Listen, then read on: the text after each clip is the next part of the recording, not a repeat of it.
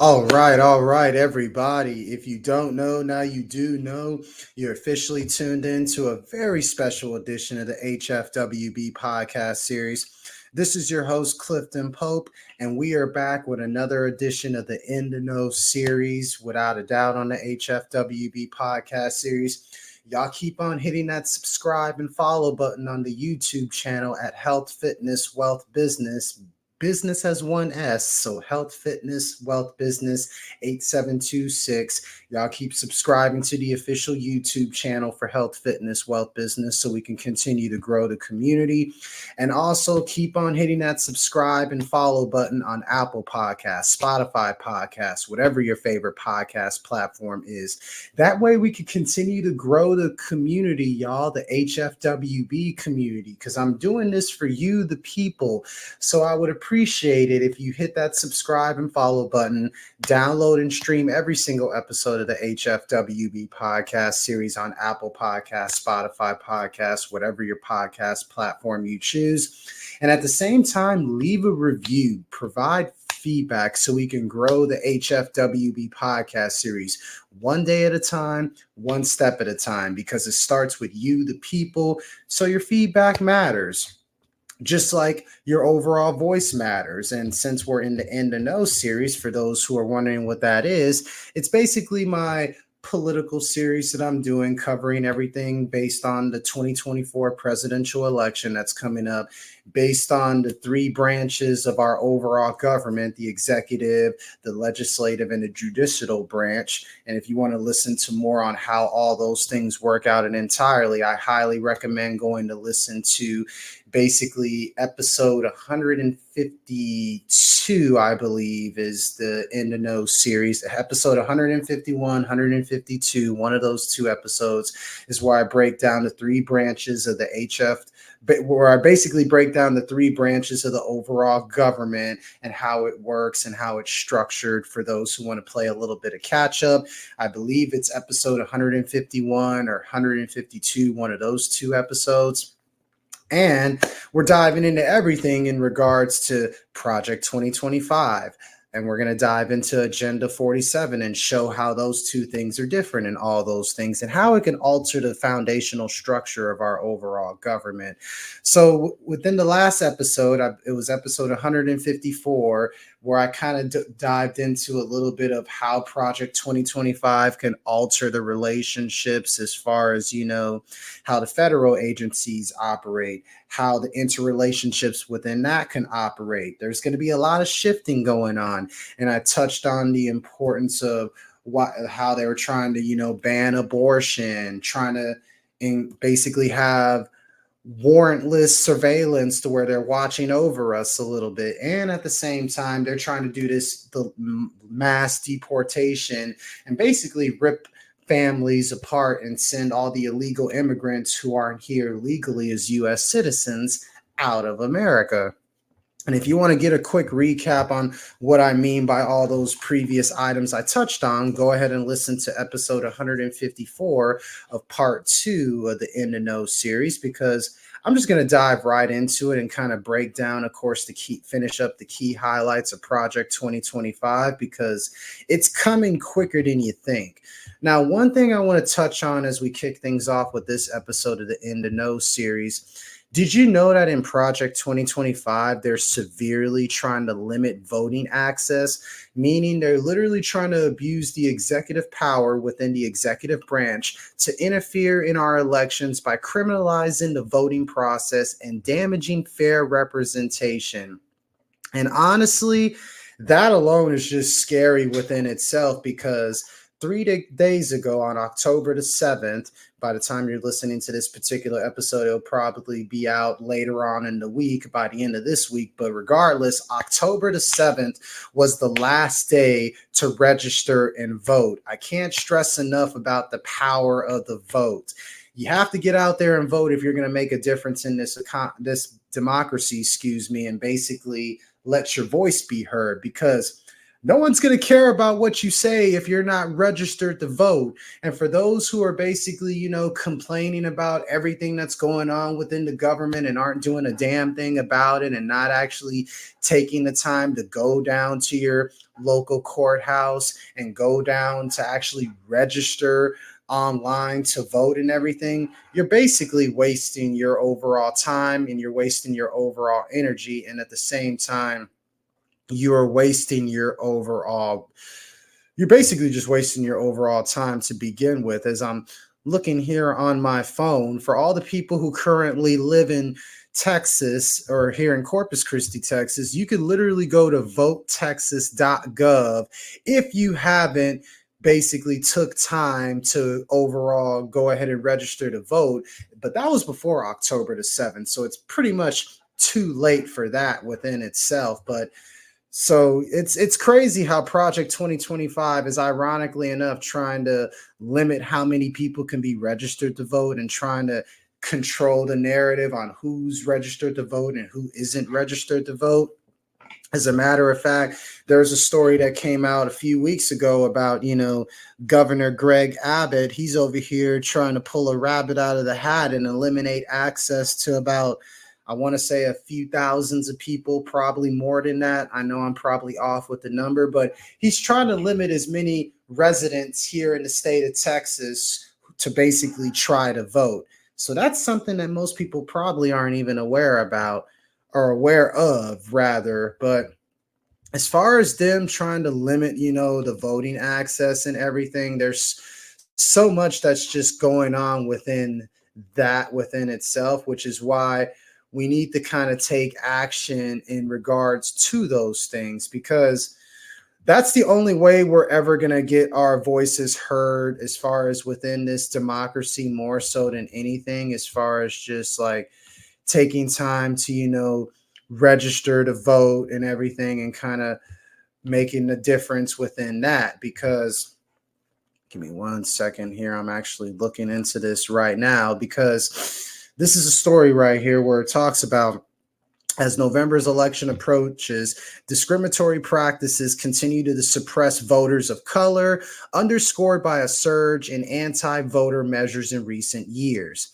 So basically, just by me reading that sentence alone within itself, they're trying to eliminate, diversity and equality out of the question by keeping Black folks from voting, Hispanic people from voting, Asian people from voting, the LGBT community from voting. All of these people, they're trying to wipe away, sweep under the carpet, like if we don't even exist. And they're trying to basically make nothing but white people to basically vote in the 2024 election. I wonder why. But that's kind of a little bit of what is at stake, which is why the need for federal action to defend the fundamental right to vote has never been more urgent. And there is a real way you can kind of take action on that right now, basically, which is why Congress is basically trying to work swiftly and decisively at the very first opportunity to pass crucial voting legislation like the John Lewis Voting Right Advancement Act, provisions of the Freedom to Vote Act, the Native American Voting Rights Act, and the Washington, D.C. Admission Act to grant D.C. statehood. As in other words, Congress is fully aware about Project 2025 trying to limit the voting access rights for, of course, the minority community, which is why we need to make sure that we are registered to vote. We need to make sure we understand how to register to vote. And once we understand that, get registered to vote. That way we can take our friends, our families, our significant other ones. We can march on down to those voting polls, right? That way we can let our voice be heard. That way Project 2025 doesn't get implemented, because the last thing you want to see is taking away one of your rights that's guaranteed to you as a U.S. citizen, which is the right to vote. Because with the power of the vote, your voice gets heard through the masses, especially through Congress, especially through all the three branches that I talked about: the executive, the legislative, and the judicial branch. And basically, we're the reason why we put presidents in place. We're the reason why we put the vice president in place. We're the reason why we have members of the House of Representatives and the House of Senate basically, and the Senate basically having representatives within that. We're the reason we, the people, have the right to vote and put who we feel is necessary to serve those positions into those positions of power. So that's something I want to kind of throw out there to kind of kick off the conversation as far as the key highlights of Project 2025 within itself. And if you don't believe me, I'm gonna basically pull up the website right here on my phone just so you can show that you can read all of these things within itself. You can go to project2025.org. As you could tell, you probably can't see it on my phone because of the glare from the light.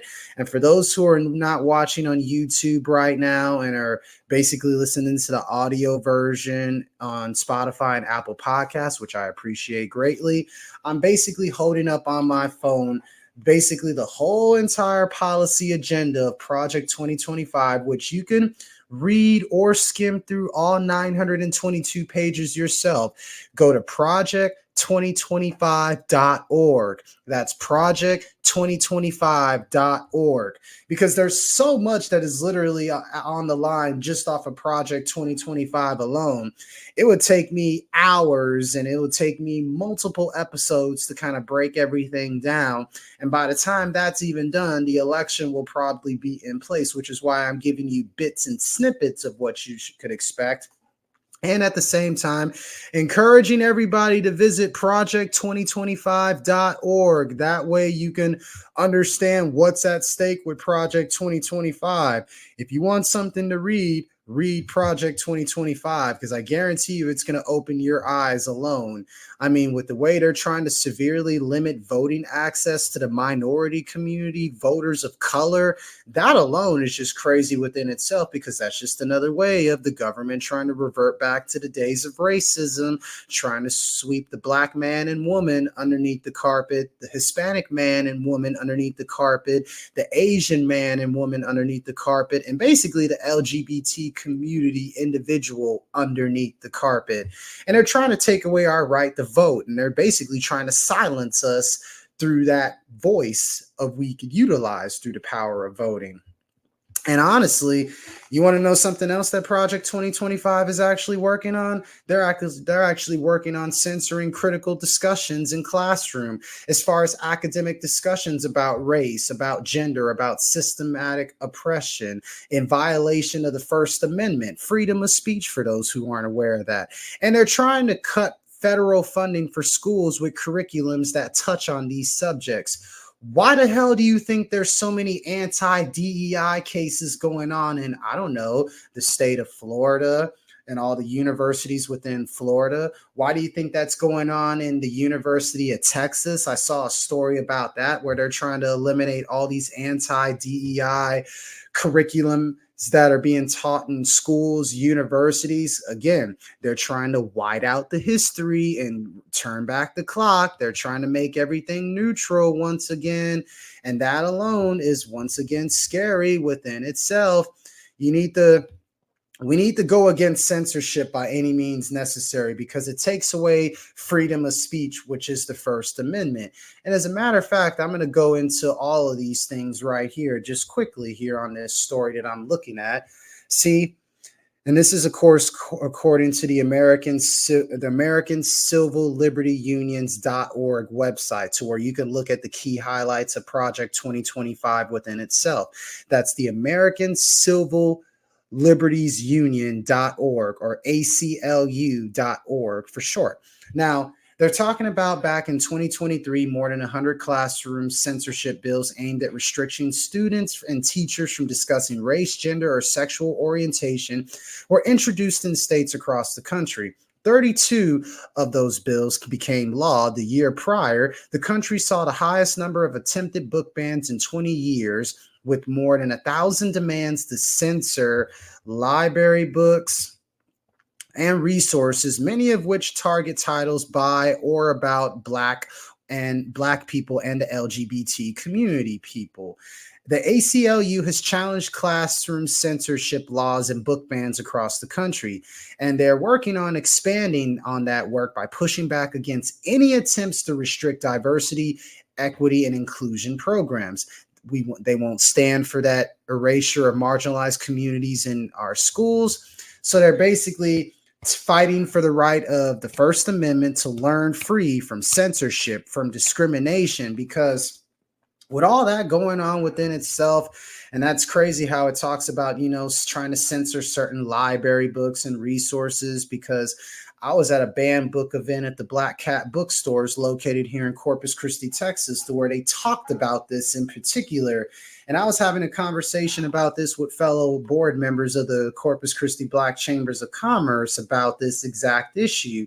And I brought up the point to where it's pretty much taken away from the creative process and slapping every author in the face as far as who write about these topics, taking away from their creative approach and tapping into the right side of the brain.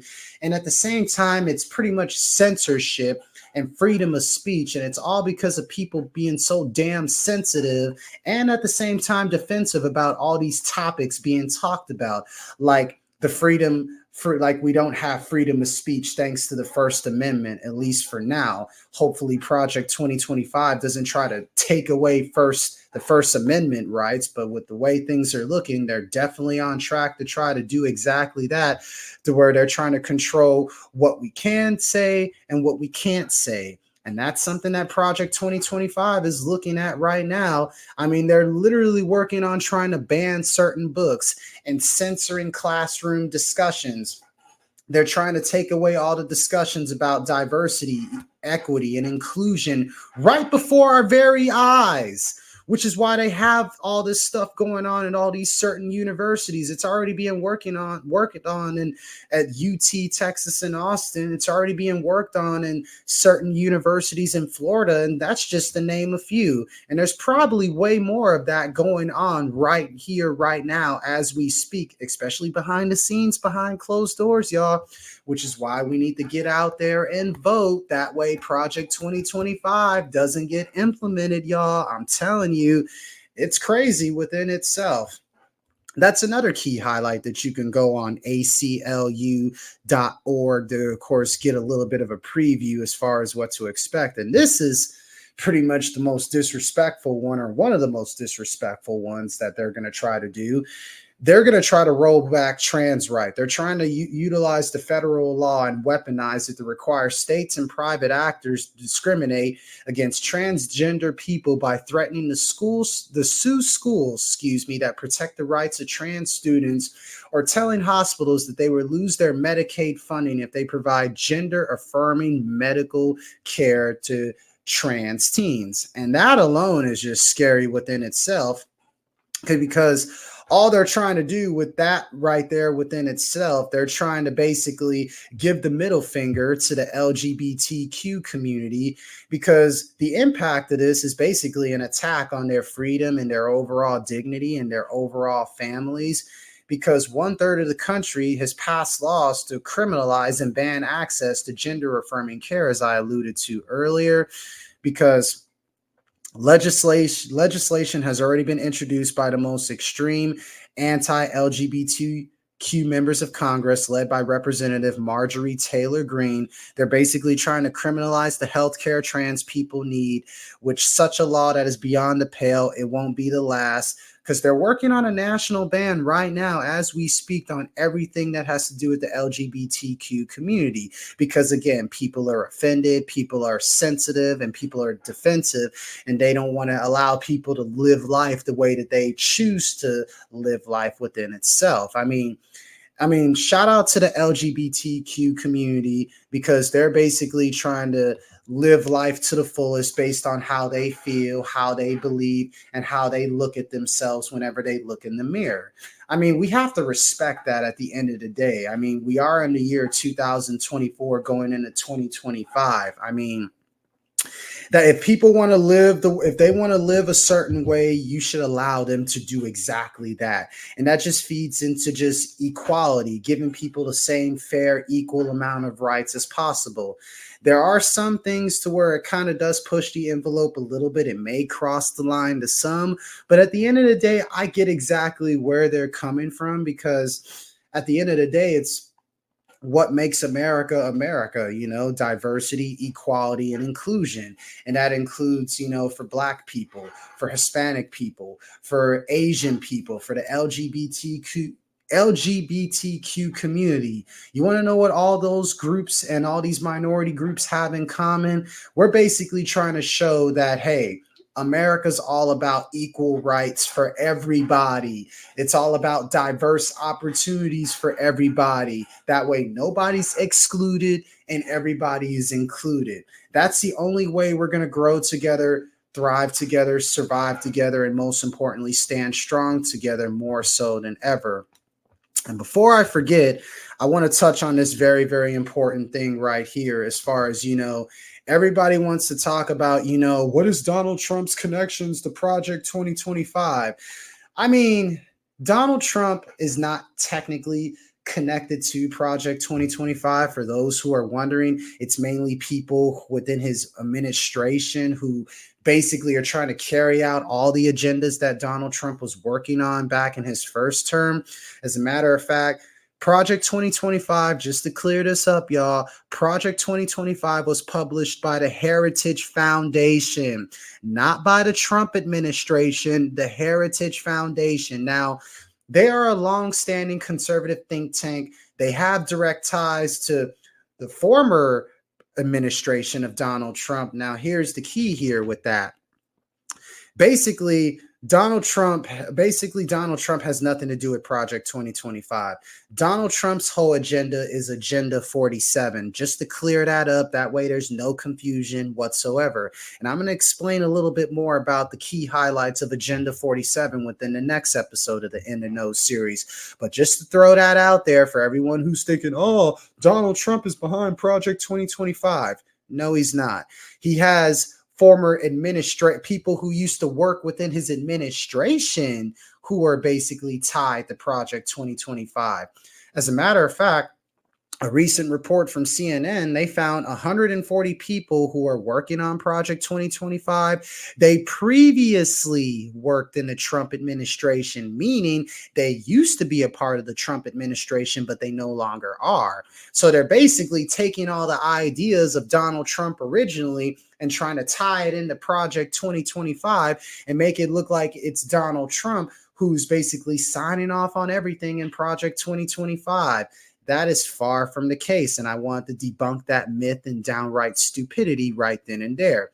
There's a difference between Agenda 47 and Project 2025. Project 2025 is basically a group of people, 140 people to be exact, who are basically trying to duplicate everything that Donald Trump talked about in his first administration from 2016 to 2020. As a matter of fact, basically, the Heritage Foundation president, Kevin Roberts, who's overseeing all of this, he did, of course, previously worked on President Trump's transitions team in 2016, which was 8 years ago. And he described his organization's role as institutionalizing Trumpism. Basically, Kevin Roberts is basically trying to duplicate everything that he got underneath Donald Trump within his first administration from 2016 to 2020 and basically create Project 2025 to try to make Donald Trump proud as far as, being one of the principal advocates of trying to overturn the 2020 election to keep Donald Trump in office after he lost the election at the time. And here's another executive from the Heritage Foundation named Mike Howe. He called the 2024 election that's currently going on illegitimate before voting even begins, claiming without evidence that any result other than a Trump victory will be a result of fraud. So yes, there's a bunch of people who are underneath the Trump administration who are working for underneath the Heritage Foundation who are trying to implement Project 2025. But Donald Trump doesn't have anything to do with Project 2025. I just want to clear that up perfectly. But I guarantee you this, he probably at one point had conversations with all the people who used to be a part of his administration, basically talking about Project 2025, maybe a little bit. Only he knows that, and the people who are working on Project 2025 know that. But just to clear that up, Donald Trump has nothing to do with Project 2025. His agenda is Agenda 47, which you can actually go on Donald Trump's personal website, donaldjtrump.com, and it has all the things listed on Agenda 47 that basically he signed off and that he basically made personal videos of himself, to where he's basically breaking all of those things down. You can go ahead and look that up on his actual website. As a matter of fact, before we close out this episode, I'm going to bring that up on my phone just so I can show you, because, yeah, a lot of people don't believe it until they see it themselves. As a matter of fact, I'm bringing it up right now. For those who can't see it on my phone, I apologize for the lighting, but those who are watching on YouTube can see it, but those who are listening to the audio version on Apple and Spotify podcasts, I'm holding up on my phone the official website, donaldjtrump.com, where it has everything that you need to know about Agenda 47 as far as just talking about all of these things within its entirety. I can't stress that enough. So for everybody who wants to understand a little bit more on Project 2025, on how that works, that 922-page document, as I touched on all the key highlights as far as what, just to throw out there, as far as what may come. And that's not even talking about, eliminating the Department of Education. I can go on and on about that. But go to project2025.org.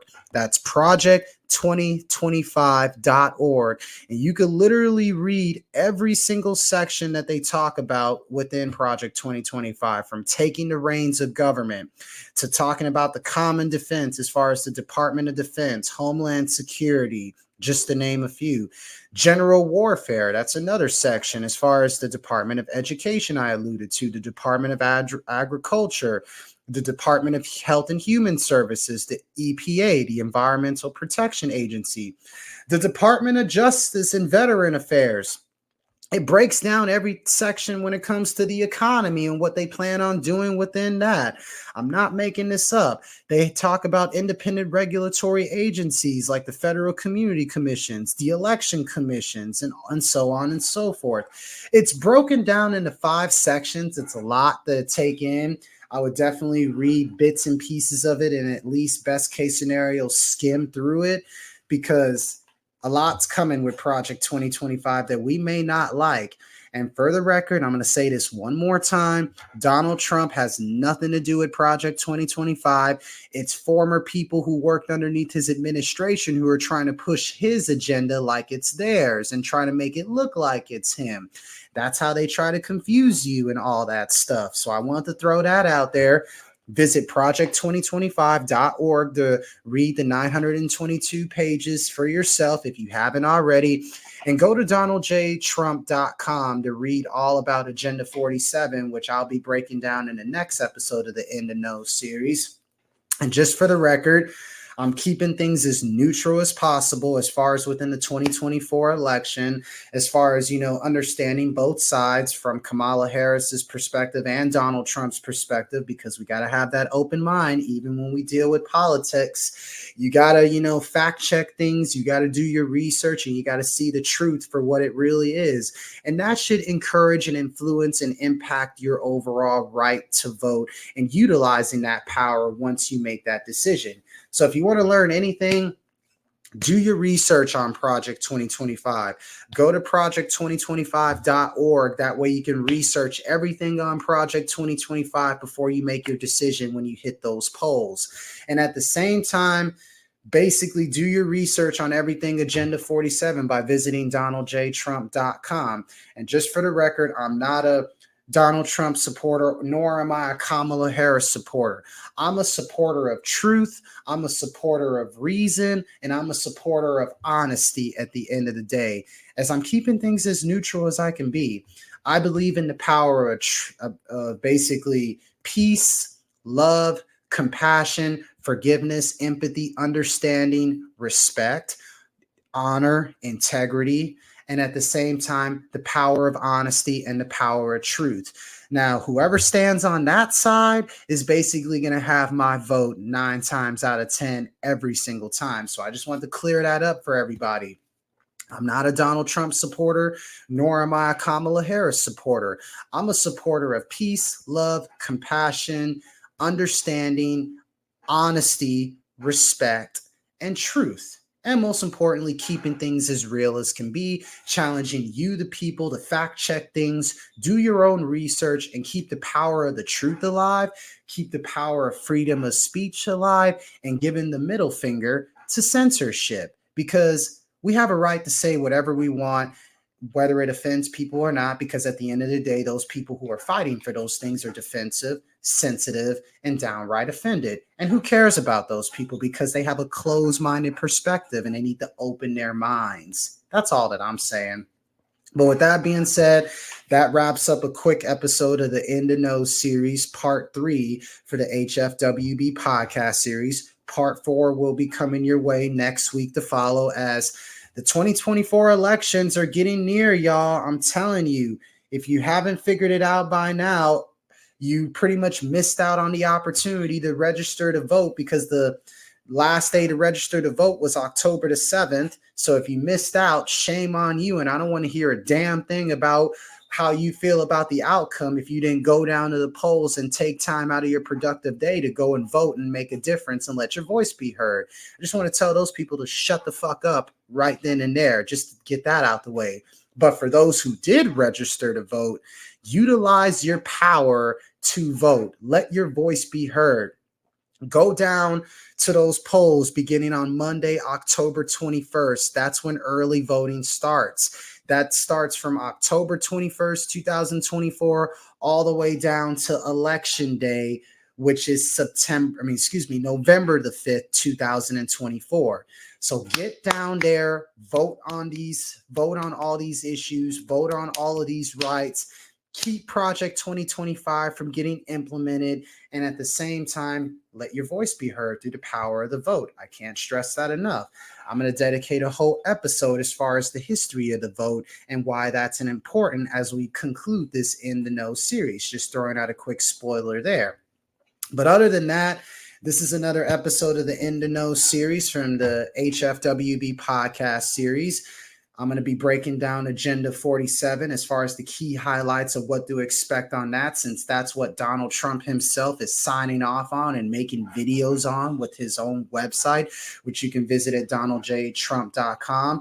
Visit project2025.org to learn about everything in regards to Project 2025. And be sure to continue to subscribe to the HFWB Podcast Series on Apple Podcasts, Spotify Podcasts. That way we can grow the HFWB community. Hit that subscribe button at Health, Fitness, Wealth, Business 8726 on the official YouTube channel. Visit my website, healthfitnesswealthbusiness.com/CP. You can follow me on Facebook, Clifton Pope, or Health Fitness Wealth Business. Follow me on Instagram at cpope_44.